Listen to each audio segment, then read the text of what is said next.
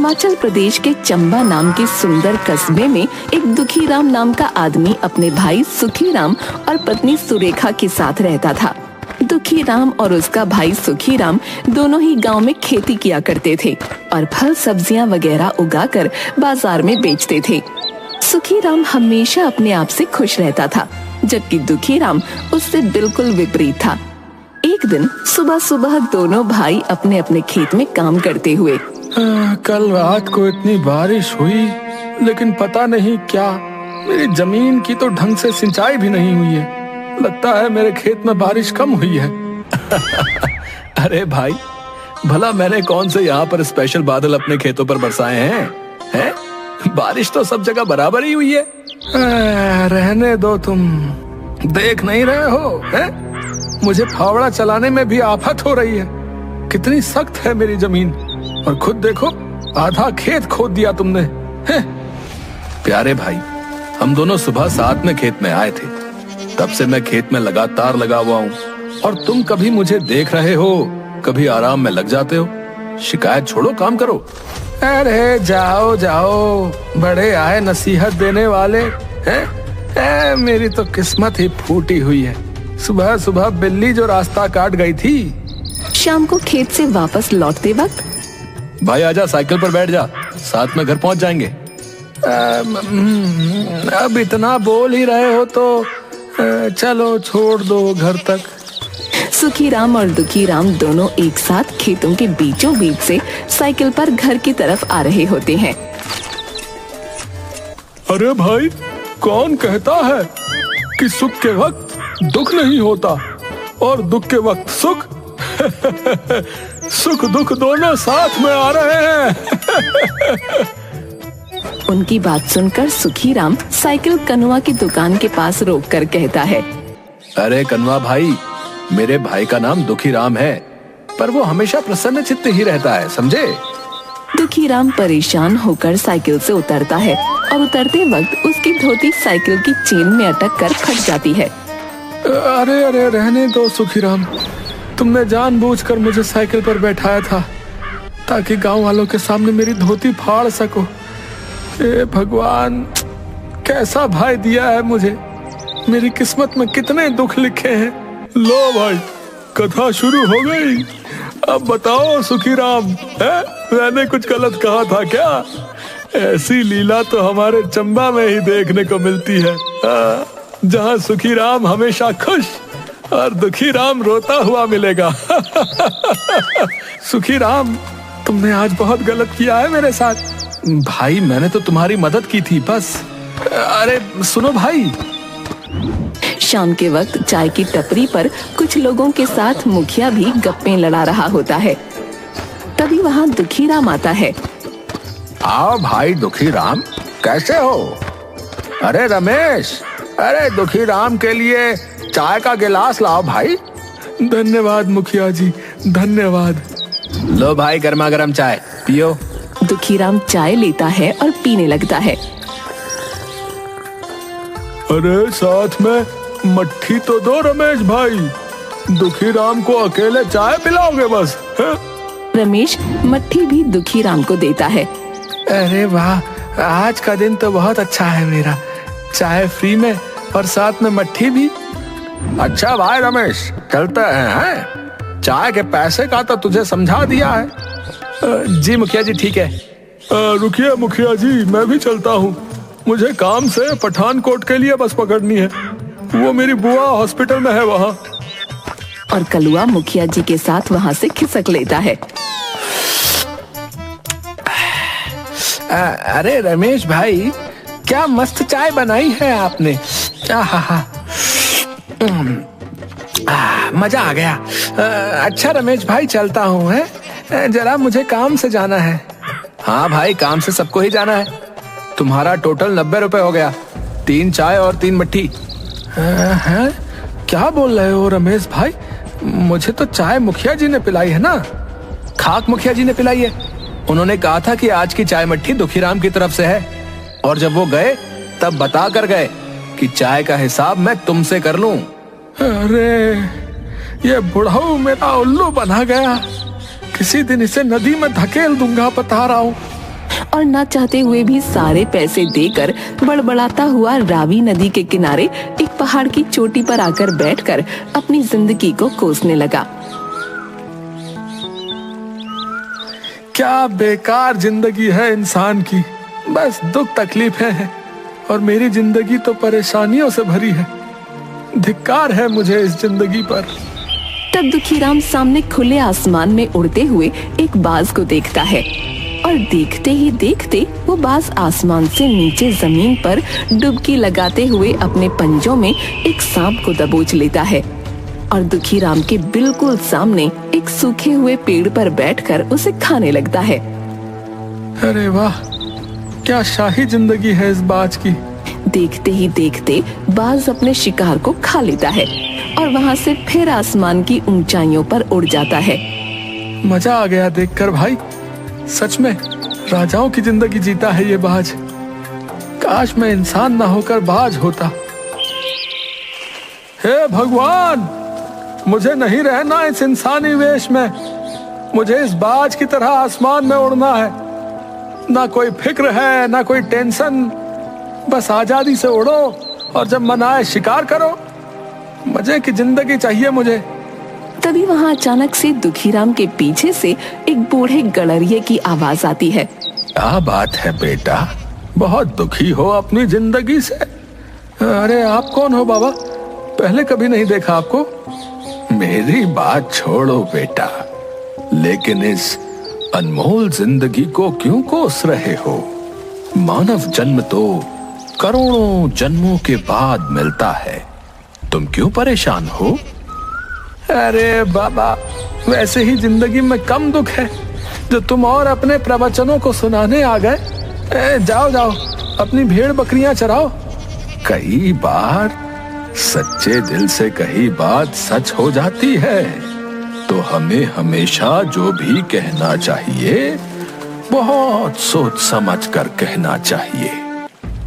अगर सच्चे दिल से कही बात सच होती ना, तो मैं अभी बाज बनकर नीले गगन में उड़ जाता। सोच लो बेटा। चाचा, आप बोल तो ऐसे रहे हो जैसे अभी आप तथास्तु बोलोगे और मैं बाज बन जाऊंगा। तथास्तु। और देखते ही देखते दुखीराम बाज में बदल जाता है और नीले आसमान में उड़ जाता है। अरे वाह, अरे ये चाचा तो सच में भगवान का रूप निकले। अरे मैं तो बाज बन गया। अरे अरे मुझे अब कोई फिक्र नहीं है। अरे अरे वाह, अरे वाह, मैं बाज बन गया। अरे वाह, मजा आ गया। अब जब चाहे खाओ, जब मर्जी मौज उड़ाओ। है पंछी बनूं, उड़ता फिरूं मस्त गगन में। आज मैं आजाद हूँ दुनिया के चमन में। उसके बाद दुखीराम पूरे दिन मस्ती से आसमान में उड़ता रहता है। शाम के वक्त जब दुखीराम थक गया तो रहने के लिए जगह ढूंढने लगा। काफी थकावट हो गई आज, ना भूख भी लगने लगी है। अरे वाह, क्या बात है, मुर्गियाँ, वो भी सुखी भैया की मुर्गियाँ। अब देखो कैसे गायब करता हूँ इन्हें। और दुखीराम आसमान से डुबकी लगाकर सीधे सुखीराम के आंगन से मुर्गी को दबोच लेता है और मजे से एक पेड़ पर बैठकर खाने लगता है। देखा कितना बुद्धिमान हूँ मैं। इंसान बनकर हमेशा सबने मेरा मजाक उड़ाया। अब मैं मर्जी से जब चाहो, जहाँ चाहो शिकार करके मजे की जिंदगी जीऊंगा। चलो अब इस मुर्गी से पेट भरता हूँ। दूसरी तरफ आंगन में अपनी मुर्गियों को गम पाकर सुखीराम, अरे ये मेरी एक मुर्गी कहाँ गई? सब जगह ढूंढ लिया, अब तो शाम का वक्त है। लगता है कोई नेवला या बाज उसे दबोच ले गया। कल से इन्हें दड़बे के अंदर ही दाना डालूंगा, नहीं तो सब गायब हो जाएंगी। उस रात दुखीराम पूरी रात एक पेड़ पर बैठकर बिता देता है और अगली सुबह अरे वाह, क्या सुहानी हवा चल रही है, लेकिन यहाँ मजा नहीं आ रहा। चलो बादलों के ऊपर चलकर हवा खाता हूँ। दुखीराम उड़ान भरता है और कुछ ही वक्त में आसमान में बादलों के ऊपर चला जाता है। आहा, है ना जिंदगी के असली मजे। मैं यहाँ मजे कर रहा हूँ और उधर मेरा बेवकूफ भाई खेतों में अपना समय बर्बाद कर रहा होगा। हाँ, कितना बुद्धू है बेचारा सुखीराम। तभी कुछ बदमाश कौवे आकर दुखीराम की पीठ पर बैठ जाते हैं। अबे कलुए, अबे कलुए, अबे मेरी पीठ पर क्यों बैठ रहा है? हैं? अबे वो तेरे अपने पंख काम नहीं कर रहे हैं क्या? अबे नीचे उतर, चल हट बे। कौवे नहीं मानते और उसको चोंच भी मारने लगते हैं। अबे ये तो ज्यादा हो रहा है, अभी बताता हूँ, रुको। दुखीराम बादलों के ऊपर की तरफ उड़ान भरता है और कुछ ही देर में ऊंचाई ज्यादा होने के कारण कौवे नीचे भाग जाते हैं और दुखीराम बादलों के ऊपर उड़ जाता है। अबे है क्या हुआ? सवारी नहीं करनी? भाग कहाँ रहे हो बे? बैठो अब। बड़े आए दुखीराम को परेशान करने वाले। उसके बाद दुखीराम की नजर चाय की टपरी पर बैठे मुखिया और कलुआ पर पड़ती है। अरे वाह रे मुखिया, चाय के पैसे मुझसे दिलवाए थे ना। रुक, आज तेरी पगड़ी सरेआम उछालता हूँ, रुक तू। दुखीराम उड़कर जाता है और मुखिया की पगड़ी लेकर उड़ जाता है। अरे बचाओ, अरे भैया बचाओ, अरे ये बाज मुझ पर हमला कर रहा है। अरे मेरी पगड़ी कहाँ ले जा रहा है? अरे रुक जा। अरे मुखिया जी, ये क्या? आपकी तो सारी खेती उजड़ी हुई है। अबे चुप कर हरामी।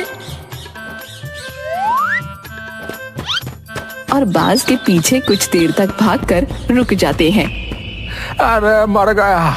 अरे करम जले, कलवा कहाँ गया रे? मेरी पगड़ी लेकर। सारे गांव में किसी को नहीं पता कि मैं गंजा हूँ।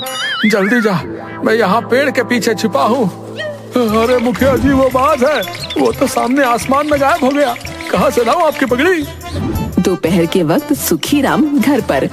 आज 2 दिन हो गए, दुखीराम घर पर नहीं आया है। वो सही सलामत तो होगा ना?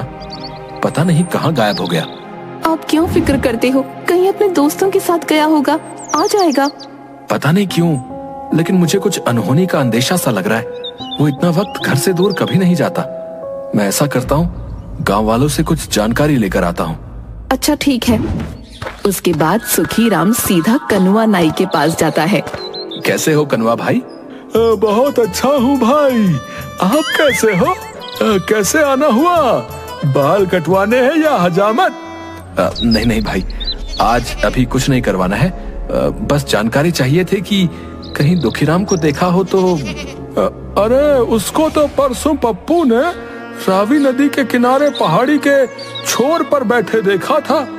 उसके बाद किसी को नजर नहीं आया। नहीं भाई, मेरा भाई कहीं लोगों की बातों को दिल में लगाकर रावी में तो नहीं कूद गया। नहीं, ऐसा नहीं हो सकता। परेशान मत हो सुखीराम, लेकिन अगर 2 दिन से गायब है दुखीराम तो कुछ गड़बड़ तो जरूर है भैया। गांव के लोग और सुखीराम सब जगह दुखीराम को ढूंढते हैं, लेकिन उसका कहीं कोई पता नहीं चलता और थक हार कर उसे लापता मान लेते हैं। उधर पेड़ पर बैठा दुखीराम सब देख रहा होता है। कितने बेवकूफ हैं बड़े भैया। अरे भैया, मैं मजे में हूँ, हैं आप लोग लगे रहो अपनी रोज की घिसाई में। मैं तो चला शिकार करने। उस दिन दुखीराम सब जगह आसमान में सारी जमीन छान मारता है, लेकिन उसे कोई शिकार नहीं मिलता। रात होने को आई थी। लगता है आज भूखा ही सोना पड़ेगा, लेकिन कोई नहीं, कल सुबह कोई बढ़िया शिकार पकड़ूंगा। आज इस पेड़ पर अपना एक मस्त सा घोंसला बना लेता हूँ। लेकिन ये पेड़ तो कनुआ का है, इसके नीचे वो अपनी दुकान लगाता है। मुझे क्या करना है, मैं तो पेड़ पर रहूंगा। और दुखीराम कुछ लकड़ियों से एक सुंदर सा घोंसला बनाकर उसमें सो जाता है। सुबह सूरज की किरणों के साथ उठता है। बहुत तेज भूख लग रही है, जल्दी से कोई शिकार ढूंढना होगा। इसके बाद दुखी राम हर रोज की तरह शिकार ढूंढने निकल जाता है, लेकिन पूरा दिन उसे कोई शिकार नहीं मिलता। दोपहर बाद वो भूख से बेहाल अपने घर के बाहर आकर बैठ जाता है।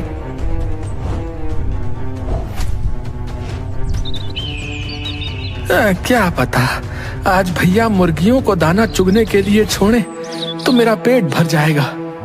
थोड़ी देर में सुखीराम घर से बाहर आता है और सामने बैठे बाज को देखकर, भाग यहाँ से, पहले भी मेरी मुर्गी तू ही ले गया था। और ऐसा बोलकर पत्थर से बाज को उड़ा देता है। अरे भैया, मैं कई दिनों से भूखा हूँ, अब कैसे आपको अपनी बात बताऊं? वहाँ से उड़कर दुखी राम अपने घोंसले पर आ बैठता है और वहाँ से नीचे काम कर रहे कनुआ पर बीट कर देता है। अरे ये कहाँ से इस आफत ने घोंसला बना लिया यहाँ? रुक, तुझे अभी बताता हूँ। और एक पत्थर घुमाकर मारता है, जिससे बेचारा दुखी राम वहाँ से उड़ जाता है। अरे अरे अजीब पागल है, इतनी जोर से मारता है कोई, अभी मेरा सिर फूट जाता। अब कहाँ जाऊँ, भूख के मारे अब उड़ा भी नहीं जा रहा। तभी रात हो जाती है और एक सूखे से पेड़ पर दुखीराम जल्दी जल्दी में एक घोंसला बनाता है और ठंड में पंखों के बीच गर्दन छुपाकर सो जाता है। आधी रात को बहुत तेज बारिश होती है, सब तरफ तूफान और आंधी चलती है, जिसकी वजह से दुखीराम अपने घोंसले के साथ उड़ता हुआ दूर जा गिरता है। गिरने से उसके एक पंजे में पैनी लकड़ी घुस जाती है। अरे मर गया रे, हाय बहुत दर्द कर रहा है, मेरा पंजा तो गया। अब मैं क्या करूं?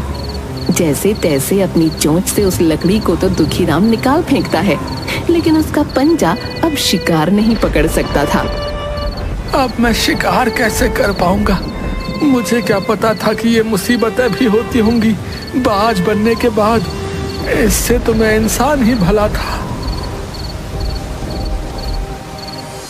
सुबह होती है। बारिश के बाद सब तरफ हरियाली छा जाती है। सभी किसान खुशी खुशी अपने खेतों पर जा रहे होते हैं और दुखीराम भूख से बेहाल और दर्द से परेशान था। मैं ही पागल था जो बाज बनना चाहता था, लेकिन अब कुछ नहीं हो सकता। कुछ खाने को ढूंढता हूँ। चल दुखीराम, ले अब और उड़ने के मजे। उसके बाद वो फिर हवा में उड़ने लगता है। तभी कुछ बदमाश कौवे उड़ते हुए आते हैं और उनमें से एक दुखीराम की पीठ पर बैठ जाता है और कुछ उसे चोंच मारकर तंग करते हैं। अबे ये क्या कर रहे हो? अरे कहाँ से आ गई ये बला? अरे भागो यहाँ से। कौवे नहीं मानते। अभी कुछ खाया पिया नहीं है, नहीं तो बताता तुम सबको।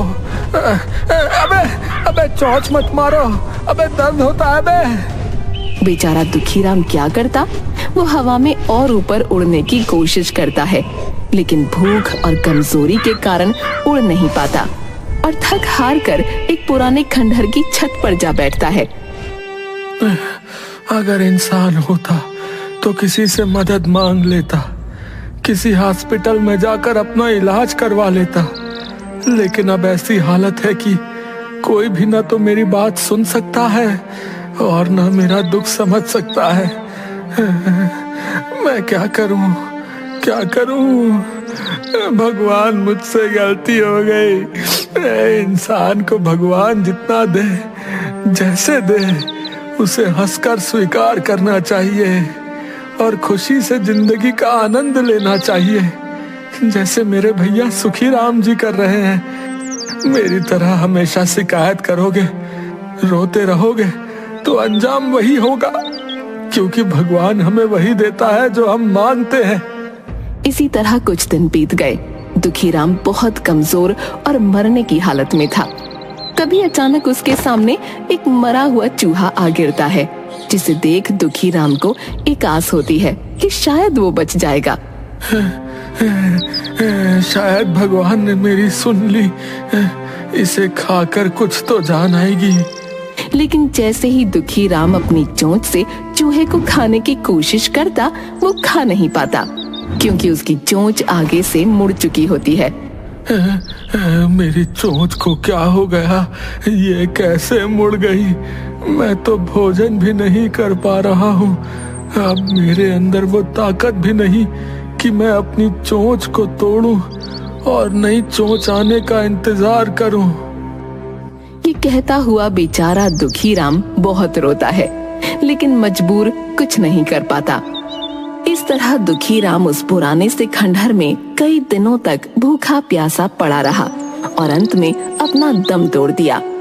हमें अपने इस बहुमूल्य जीवन को भगवान का शुक्रिया अदा करते हुए हंसी खुशी अच्छे कामों को करते हुए जीना चाहिए।